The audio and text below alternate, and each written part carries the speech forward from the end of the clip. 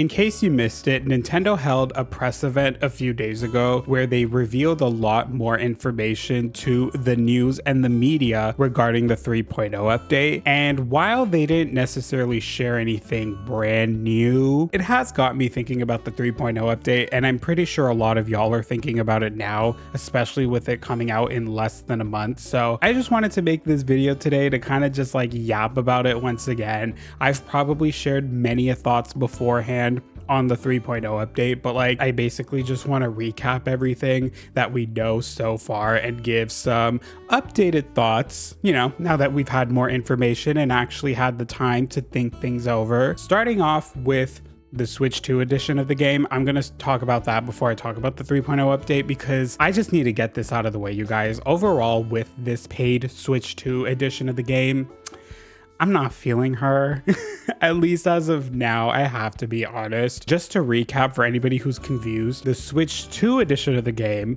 believe it or not, is only available for the Switch 2.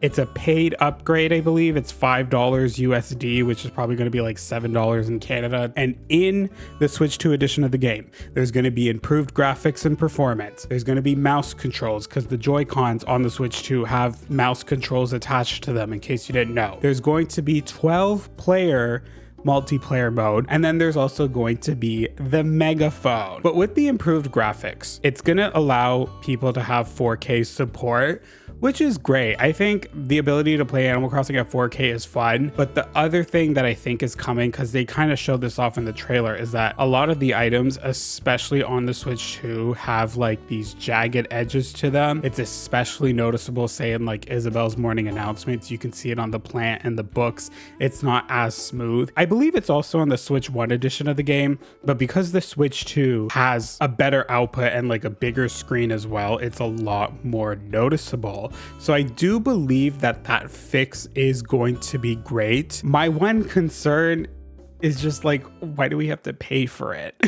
I think that's really just the main thing that I'm thinking about. And then also on the topic of like performance and stuff, the game already runs way better on the Switch 2. The load times are quick, there's way less lag. And I mean, the graphics with the game as a whole were never bad to begin with, aside from like the jagged edges on the Switch 2. Personally, it doesn't really bother me though, you know, like obviously there probably would be improvements with the Switch 2 edition, but again, like I don't see the need for paying for it. The concept of paying for better graphics just feels so strange to me, if that makes sense. I don't know if other people agree with that, but like at least to me, that's just how I'm feeling. And then moving on to the mouse controls, I think that is a feature that is worth trying out. I'm not gonna lie. I think especially when designing like bigger rooms on Happy Home Paradise or on Harv's Island, or possibly the hotel, assuming there are bigger rooms there. I think my main wish with the mouse controls is that I wish there was also some way to like use it with outdoor decorating, the same way we're able to like decorate inside our houses. But then that obviously involves having a completely different way to like decorate outside. You can technically do it on Happy Home Paradise, but you can't do it on your actual island. And I feel like for a lot of players, that's where they're doing most of their decorating, especially if you don't have the Happy Home Paradise DLC, which like fair enough. And, you know, like I mentioned before, I'm mainly a handheld player. I don't usually play tabletop. I don't usually play the game docked unless I'm like recording a video. Again, I feel like the mouse controls, while it's cool, it does low-key feel a little bit gimmicky, at least for me. I should have prefaced this video by saying that these are all just my opinions, you know? These are all basically me venting the way I play the game and how everything that's coming with this update is essentially going to affect the way I play the game. Obviously, if, you know, it differs with y'all, that's completely valid. I'm not trying to sit here and say like, you know, just because I'm not a fan of the features that are coming, you shouldn't be either. Granted, that's not even to say that I'm not like disappointed with these features. I think these are all good features. They just don't necessarily reflect my style of gameplay at the end of the day. And I feel like now that we know more information, especially, I'm just like, girl, the Switch 2 edition of the game is just not speaking to me the way I wanted to. And then the next thing, I feel like a lot of people can probably relate with the whole 12-player multiplayer thing. So many people, I feel like I haven't even seen one person actually be like, yay, I'm so excited to play with 11 other people. Everybody's like, who actually has 12 other people that they play Animal Crossing with? It's already such a pain to play with 7 other people, and now you're bumping it up to 11. Girl, literally in my notes that I wrote for this video, I wrote, girl, the loading screens. If you decide to have essentially 4 more people join your island, you're gonna have to wait even longer. And then can you imagine if somebody disconnects while you're playing and everybody gets kicked off the island and you have to rejoin the island? Oh my God, the nightmare. I just think multiplayer as a whole needs to be revamped. Like, it's already so clunky and so annoying to just play with 8 people that like now you're bumping it up to 12 and you're not gonna like do anything to alleviate how annoying it is having to wait for multiple people to show up onto your damn island. Like, nobody likes those loading screens, I'm pretty sure. And then last but not least, the main thing that I feel like a lot of people are excited for with the Switch 2 edition of the game is, of course, the megaphone. I fear I might be whacked for this, but like, honestly, I'm not feeling it either. Spoiler alert, that press event, I was obviously not invited to, so I'm just grabbing information that was pretty much shared by A, everybody who went, and then B, other people who have also reported on the event already. So I'll probably link some of those videos down below if you guys want to check them out as well. According to the news and the media that were present at that press event, they've basically confirmed that if the villager is either indoor or like too far away from the player, it's not going to work. The megaphone, turns out, is essentially going to have the exact same purpose that it did in New Leaf. It's just the exact same item from New Leaf being brought over to New Horizons, only now we have to pay $5 to actually have it. I know why it's a Switch 2 exclusive, because like, duh, it needs the mic, and the Switch 1 doesn't have a mic, but like, I don't know, I just feel like paying for that feels weird, and I feel like the Switch 2 edition as a whole, paying for it just feels wrong. Like, why are we having to pay? That's my main complaint overall. You know, for me, if I'm paying to have some kind of an upgrade or an update to my game, I would rather it be something that adds like completely new gameplay, for example, like Happy Home Paradise, or like something that expands and completely transforms the game, instead of something that just only improves existing gameplay. Like, paying to have a better experience in a game, it just feels weird. Like, do people get what I mean? Like, girl, I already paid so much money to have the Switch 2, and now you're telling me I have to pay an extra $5 to have the game run the way it's intended to on the Switch 2, instead of it just having it run the way it's supposed to for free, essentially, even though the game already runs fine on the Switch 2 to begin with. There probably is some like logistical reason why we're being charged for the Switch 2 edition, and you know, the fact that it's only $5, I can't argue with that. Like, if they're going to charge us for it, thankfully they made it cheaper compared to like other Switch 2 editions of the game. Granted, other Switch 2 editions of the game, for example, Mario Party, brings completely new, it's essentially a DLC pack that's exclusive to the Switch 2. If they're gonna charge money for it, it would have been cool to see like some kind of new gameplay feature be added, but I get why they didn't do that though, because it would have been so unfair to Switch 1 players actually. Now that I think about it, in hindsight, it probably was better to make the Switch 2 edition a lot more bare bones, so that way like New Horizons players on the Switch 1 don't feel as left out. But overall, with the Switch 2 edition, you know, it is wrong for me to sit here and to say to not buy it, because like, I might end up buying it in the future. I'm just saying for now, as of right now, when it releases on January 15th, I don't think I'm gonna buy it then. I think I'm just gonna wait for it to like actually release and then see what other people who bought the Switch 2 edition of the game think. Like, for example, if y'all are buying it, I would love to know what y'all think. Definitely comment down below. I'd love to hear from y'all. Low key, I feel like I would trust the opinion of my comment section. I feel like the only way to convince me though to purchase it on launch is if it like significantly improves on like the performance and the graphics, and then like mouse mode is actually like genuinely something that would make decorating in the game so much easier. Because for me, like I said, playing with the Joy-Cons and decorating, I don't have anything against. I'm not completely against it. I don't mind doing it. That's how I've been doing it for the last 4 years, 5 years actually, while playing this game. The game's been out for almost 6 years. I'm already used to this. I don't have any issue with this. So there's no need for me to switch over to the mouse controls unless it actually ends up being like a way better experience. But like I said, for someone like me who usually plays handheld, we're just gonna have to see about that. Anyways, moving on to like the more exciting news that comes with, you know, all of this, the 3.0 update. This is what's available to everybody. If you have a Switch console of any kind with New Horizons on it, you will be getting all of these features that I'm going to be talking about right now. I think with the feature that I'm low-key the most excited for is honestly Resetti. I actually really like the feature overall, and I don't really have like any apprehensions towards it either. I think the only issue that I'm seeing online with Resetti as a whole is just like the sanitization of his character, but like this has kind of been a problem with every single game since I think City Folk, if I'm not mistaken. A lot of people are sad they kind of miss the mean vibes and like the more grouchiness that he had in like the GameCube and Wild World. But to me, like I've mentioned before, if we had to give lore to Resetti's sanitization and not just blame the angry parents who were defending their children that cried from Resetti, he went to employee mandated therapy because he was getting too many complaints from HR, and now he's healed and a lot more calm and a lot more chill. And in all honesty, I think especially in this day and age, I do not need another angry man in my life. Like, I already have enough of those. There's probably going to be at least 3 of them in this comment section right now, girls. I'm fine with Resetti being the way he is. I do wish he still had a bit of like that quip and like the sarcasm and like kind of the more witty vibes, because I feel like he is a bit too toned down, but hopefully they do improve on that now that he is going to be a fully fleshed character. I'm curious about how you unlock him though. Like in the trailer, they showed him just like roaming around, which I'm assuming is just gonna happen like the first encounter,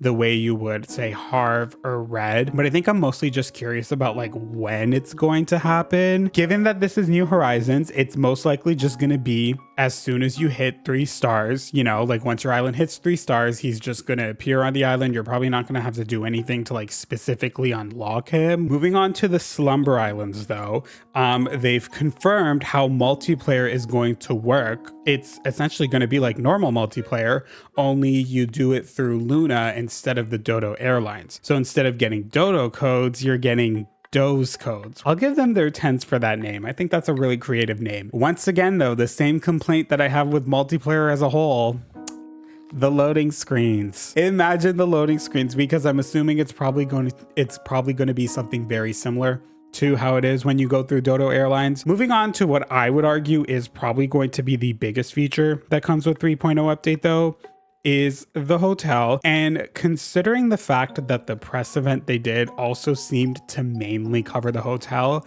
it has me thinking that, yeah, this is probably going to be the staple feature of the 3.0 update. Most of the things that we're getting, most of the things that we're unlocking in this update are going to be tied to the hotel. Sources here are a little weird and a little wonky, but like according to Polygon at least, because they attended this event, they've kind of confirmed that there's going to be 10 rooms. We already know for a fact that there's going to be 8 regular rooms. We saw that menu in the trailer. And then in that same menu, there's another section with the door with the sparkly things on it. I guess by Polygon saying there's only 10 rooms, does that mean there's 2 special rooms essentially alongside the 8 rooms? That's what I'm understanding that information to be, unless they just miscounted the 8 regular rooms and assumed there's 10 and they didn't actually get to see what the special rooms look like. As of right now, you know, my assumption, there's going to only be 10 rooms total in the hotel. 8 regular rooms, 2 special rooms. With there being 10 rooms, does that essentially mean you're going to be able to have 10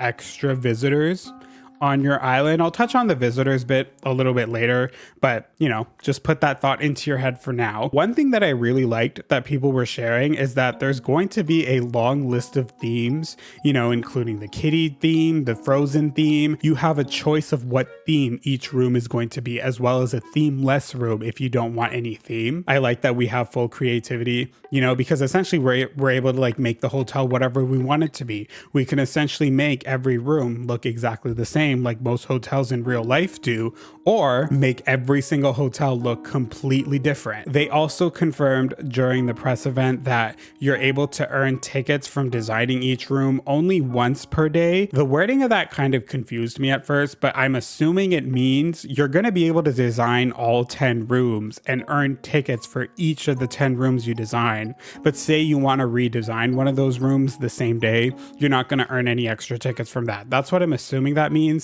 I might be wrong, girl. I'm sick. My brain is fried. At the end of the day, if you want to earn extra tickets, you can probably just time travel to the next day and do that. But again, I do like that it's not as fast paced as say like Happy Home Paradise is, where like Happy Home Paradise, you could do as much as you want in a day. You can essentially beat the entire game, decorate all 400 homes in one day if you wanted to. There's no stopping you. One unfortunate thing though that comes with this, confirmation things from the event is that apparently Leela is seemingly confirmed to be useless. We're just going to add her to the list alongside Reese and Harriet then, I guess. Just that extra person that's just there to fill the space. One thing, though, from this press event that was so weirdly unclear is the ability to invite villagers to live on your island. Some people are saying you are able to, and then some people are saying you aren't able to. I think it was IGN that claimed you're actually able to have them visit, but then I think Porygon, like I said, they confirmed that they aren't able to live on your island. So I don't know. My assumption is that you probably are, but apparently because the presentation was only 25 minutes, it was a pretty short presentation. They probably didn't have enough time to show it off, because my guess is it's probably going to be very tedious, like how the campsite is, where you actually have to play the game, and then it's going to be roll of a dice on whether or not they actually say yes or no to moving in, and then probably a roll of dice on who they kick out. You probably won't have a choice on who the villagers kick out. Another question that I do have pertaining to the hotel though, how long are the villagers going to stay on the island? Hotel stays are usually temporary in real life, so I'm assuming the villagers are probably going to swap out every now and then. And then another follow-up question, are you going to have a choice on when the villagers leave? I think that would be nice, because imagine me finding Dobie at the hotel and essentially just trapping him at that hotel. Very sweet life of Zach and Cody tease. He's staying on my island forever once again. We can cheer for that. Granted, I do worry that the visitors' dialogue is probably going to be very bland, similar to how it is on Happy Home Paradise, but hey, at least they're here for the aesthetic and just to fill up the island, so I'll gladly take it. I'll probably just make up some lore for all the visitors that show up the way I do all the rest of the villagers in the game anyways. My thoughts overall on the press event. I don't mean to sound shady when I say this, but what was the point of it? I'm more so just confused on the timeline of the rollout in general. The update was announced way back at the end of October, and now in mid-December, they're only now expanding on the information that we essentially already knew, and they didn't provide anything substantial. My best guess though was probably just this was a way to hype everybody up and remind everybody about the 3.0 update, since it does come out in less than a month.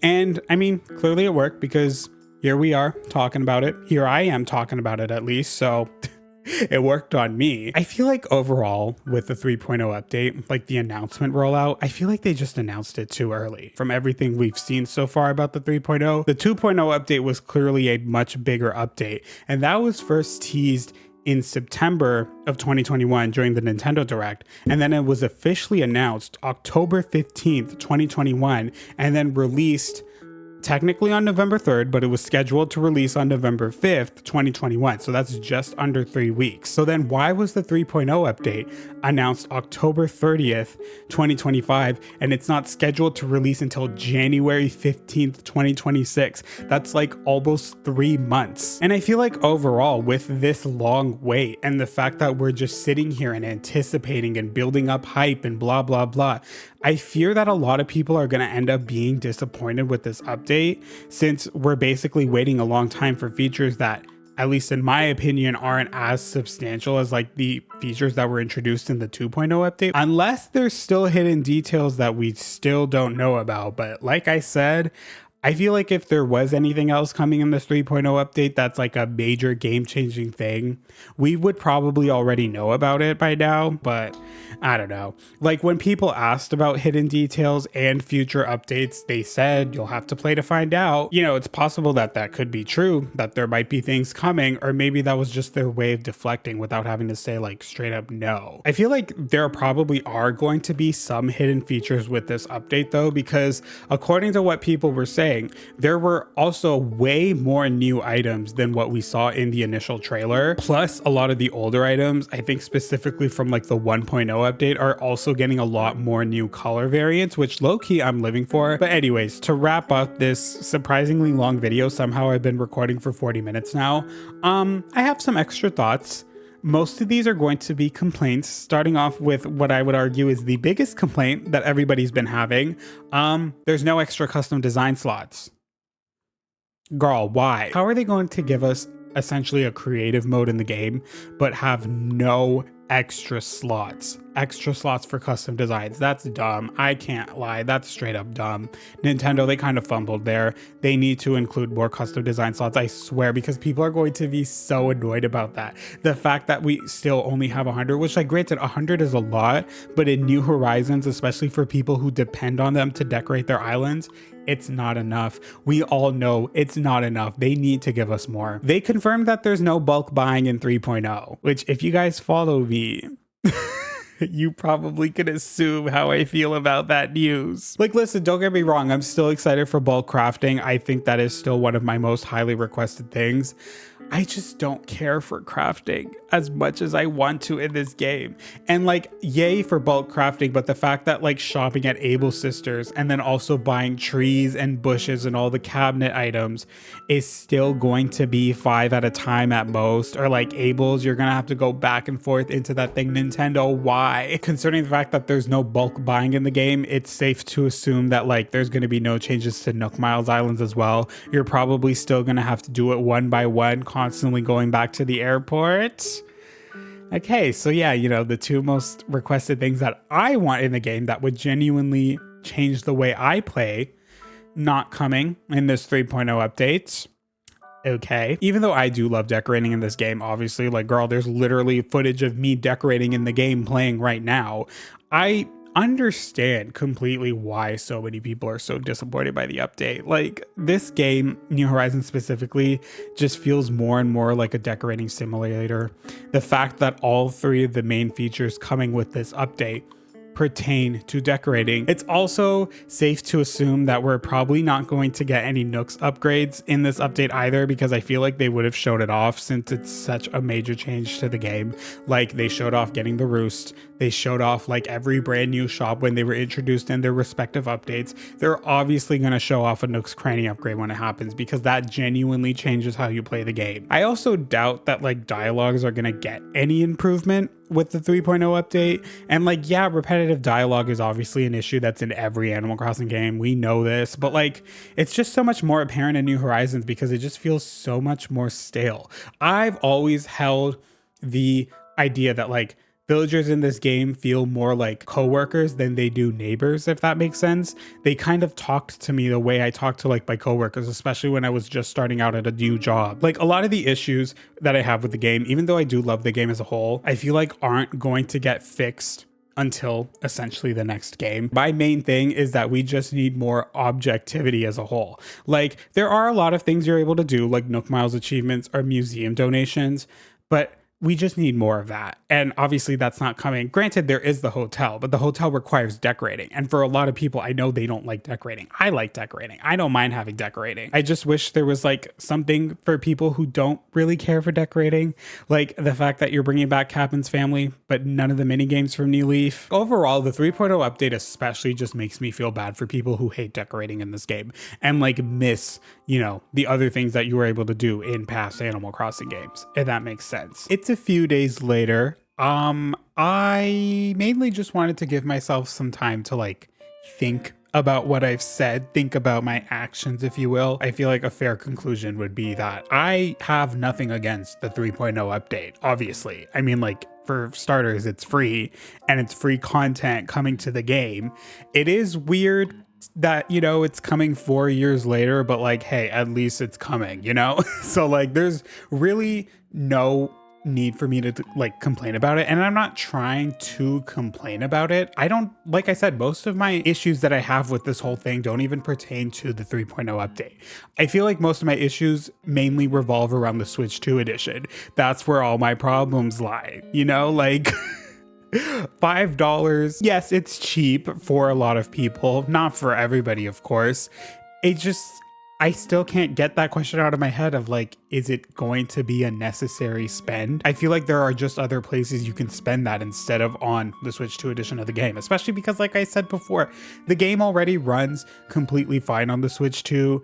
And I feel like aside from maybe mouse controls, none of the other features are really going to be that game changing, at least to me in the long run. Maybe like the performance, like I said, I know I made like a little editor's note that like pop-in, for example, is definitely probably something that's going to be fixed with the Switch 2 edition. Again, I'm just like, why charge money for it? That's really my one concern around everything. If you had to take one thing out of this video, I just think it's weird to charge money for the Switch 2 edition. That's really like that's really it. That's like my one concern. Everything else I think is still positive. It's still great. I'm still excited. With the 3.0 update though, even though I am excited, I do still think that like as a whole, it's probably not going to like drastically change anybody's opinion on the game. The update as a whole just seems to be expanding on one aspect, that aspect being of course decorating. And I feel like a lot of the other issues in the game that like I and many of us probably have outside of decorating